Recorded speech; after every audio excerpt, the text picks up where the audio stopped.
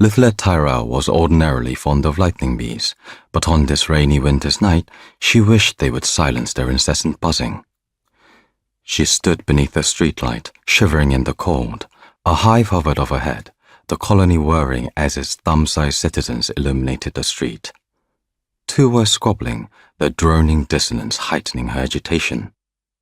The loan shark would come at dawn to collect on Desil's debt, and they would not escape unscathed if Lythlet didn't scrounge up enough coin by then. If past experience was anything to go by, they'd end the day with bruised ribs and threats painted over their walls. A sly thought nudged her towards a downhill road. Thievery would stitch together her purse strings. But Lythlet hesitated. It had been many years since she had last turned to thievery, and it weighed heavily on both her conscience and her pride that she had to resort to it again. She pulled her last copper out of her pocket, deferring the decision to fate. "Tell me where my story leads tonight, sunsmith and moon mechanist." Clapping her hands together thrice, she stared at the heavens. Rain splattered over her cold cheeks, but she remained unblinking. "Heads, I listen to my good conscience, return home, and wait for the loan shark's punishment. Ship, I go thieving in the night and make what I can from the squalors of Setgard." With a flick of her thumb, she sent the coin soaring overhead and caught it in her palm.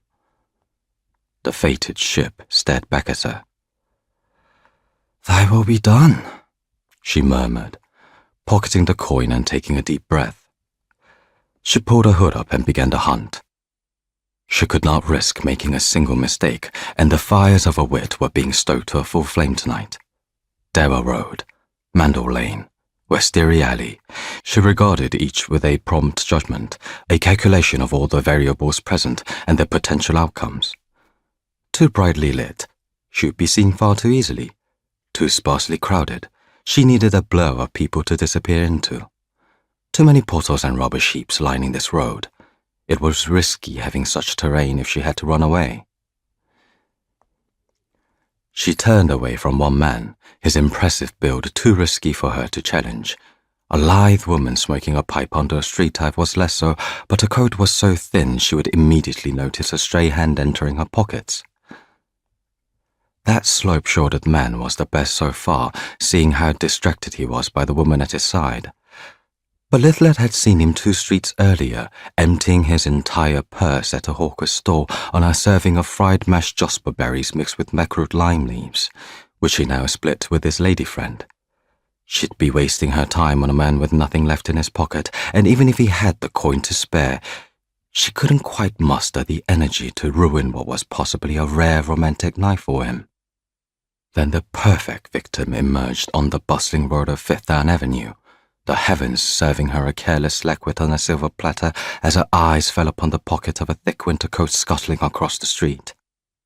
Dangling out of it was a long black string, no doubt a coin purse attached to the other end.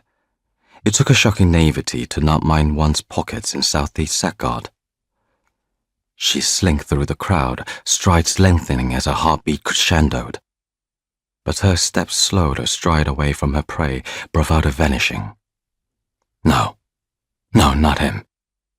The winter coat hung off a frail, old Orana man tottering along the litter-strewn street, pushing a one-wheeled cart filled with stacks of bamboo charcoal. He was likely returning from a long day hawking his wares at the midnight street market. He looked old enough to be someone's grandfather, judging from the wispy strands of white hair he kept in a limp ponytail.